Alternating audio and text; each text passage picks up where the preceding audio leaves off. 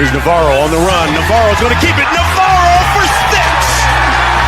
Touchdown, Bobcat. I feel I had a hard time staying in my own lane. Oh my goodness! Red Murdoch, pick 6. Harvath inside the 30, the 20. Blake Harvath will score. And Mendoza takes a big hit. He never saw it coming. Trey White got in there. There's his man, Rucker. And nobody's going to catch him. Goodbye. Intercepted. Tyree Skipper. Touchdown. Telly again, why not? A step forward and make it 2 for Telly. Quarterback keeper showing off the speed. Steps on the gas. Untouched. The G5 Hive. All G5, all the time. Welcome to the G5 Hive, where we bring you the G5 college football coverage you love each and every week. I am Luke, and I'm joined by my co-host, Justice. If you're watching us on YouTube, please hit that like and subscribe button. And if you're watching us X, please give us a follow, a like, and a retweet. And if you're listening to us in podcast form, please rate and review. Our website's live. We've gotten great feedback, lots of positive feedback. Folks love it. So if you are a college fantasy football player, definitely encourage you to go check out our website. We have more data than you can imagine, both offense and defense. We have tools for offense. We have tools for folks that play college IDP. We have stuff that doesn't exist anywhere else. So subscribe now while you can, and use a discount code. It's tagged on his what's pinned. It's pinned on our X account where you can subscribe now, and that's going to be good for all the way until November of 2026. That code's not going to last forever, so encourage folks to do it now and get your subscription already. Go ahead and get it for 2026. Enough of that. I do want to mention one thing that's new to the site that I have really enjoyed. Has been like the fantasy points for the wide receivers, because you can break it down to out wide versus the slot and figure out what teams aren't doing well against the slot versus the outside. So you can kind of like figure out if you're between a couple of players, you're like, okay, the odds are this is probably the play. That's probably been one of the coolest things. Yep. The fantasy points against, right? Where you can look and see who's given up the most fantasy points to quarterbacks, tight ends. And then if you play IDP, the same thing. Who's given up the most fantasy points to defensive line? We also have tackles for the defensive side. Who's given up the most tackles to linebackers, etc. Tools that don't exist anywhere else. So, go ahead and sign up now and save yourself some money for next year. Head over to the Mid-American Conference, and we're going to do our Week 10 in review, our Saturday games. Buffalo at Bowling Green. Drew Pine gets a start for Bowling Green after I think he was carted off the week before. Late in the second quarter, Red Murdoch forced a fumble that was recovered by Buffalo's Jalen McNair and returned 20 yards to the Bowling Green 6-yard lines. The Bulls would cash it in for a 21-0 halftime lead. That Murdoch forced a fumble was his 17th of his career, breaking an FBS record held by Khalil Mack, who also played for the Bulls. Buffalo goes on to win this one 28-0. I want to highlight friend of the podcast, LJ Henderson, had 119 yards rushing, including a 41-yard touchdown run. Nick McMillan continues to have a pretty good stretch of games here. He had 105 yards receiving of Taquan Robertson's 136 passing yards. So big day for Nick McMillan. And then Central Michigan at Western Michigan. This was a fun rivalry game. Here, let's set the stage. It's 14-14 heading into the fourth quarter. There were 17 points scored in the fourth quarter. Central Michigan had a 16-play drive that ended in a touchdown to start the fourth quarter, and it ate up nearly 9 minutes. Western Michigan would respond with a field goal to cut the lead to 4.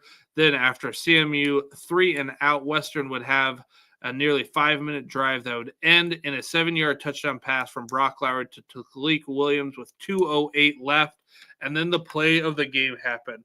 With the first play after the 2-minute warning, defensive lineman Marcel Tyler had a huge INT. He got his hands up, can't get to the quarterback, got to get my hands up, deflected it, got off the block, intercepted the pass. Western Michigan holds on to win this one 24-21, and they get the victory cannon. Now, again, bowl eligibility teams, nothing. We've got no bowl eligible teams. We've got a slew of teams with 5. So this would be a big week for the MAC looking to get some bowl eligible teams. So let's get into our week 11 previews. It's time for mid-week MACtion. We've got Tuesday games, UMass at Akron, 7 p.m. Eastern kickoff. Akron favored by 9.5 points. Over/under set 49.5. Give me. I'm going to lay the points with Akron. UMass again searching for their first win. Akron's been playing pretty good football. I'll lay the points 9.5 with Akron. Yeah, I like Akron in this one. Jordan Gant. I like for Jordan Gant to have a big day. Running the ball. He's their workhorse running back. He doesn't get a lot of touchdowns, but I think he's going to get a touchdown this week against the Minutemen. I think he's going to have a big game for the Akron Zips and get the Akron Zips to 500 in the MAC. It'll bring them up to 3-3. And I don't know that a lot of folks would have expected that from Akron heading into the season. And then Miami versus Ohio, 7 p.m. Eastern kickoff. A huge Tuesday game. Ohio only favored by 2.5 points. Over/under set at 50.5. What Ohio team are we going to see? Can Parker Navarro kind of limit those turnover-worthy plays that he's been a part of a lot? I do want to lay the points with Ohio in this one because I do think they're the better team. But if you were to tell me Miami wins this one outright, I don't think I'm going to be shocked. But the only way I'd be shocked is if Ohio protected the ball well and Miami just flat out beat them. I think that would surprise me. I think if Miami wins this one, it's because Parker Navarro had too many interceptions.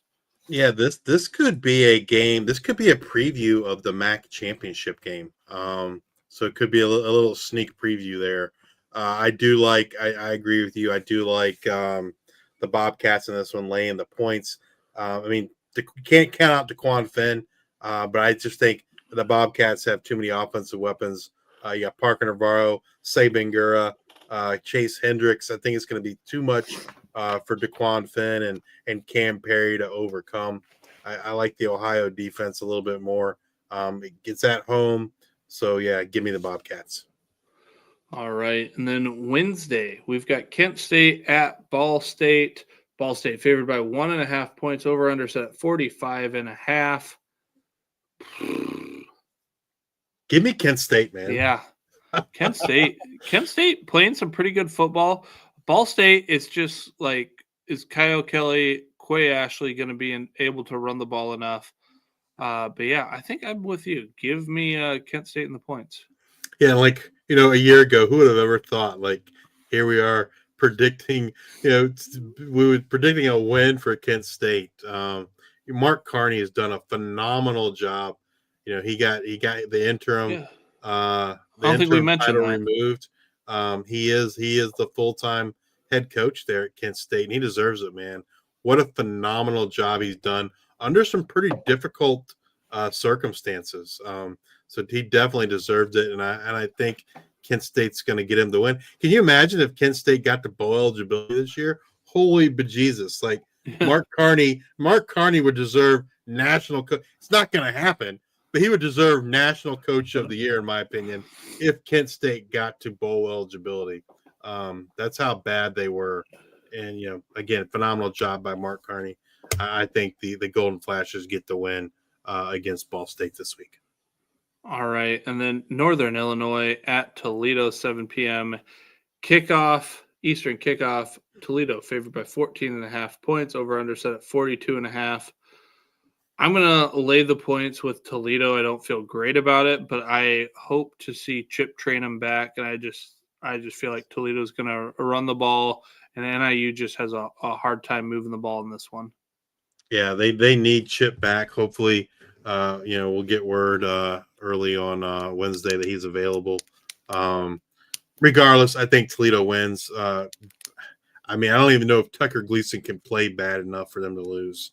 I'm going to avoid this game from a betting perspective. I do think Toledo wins. Northern Illinois is just, man, not good. Good running game.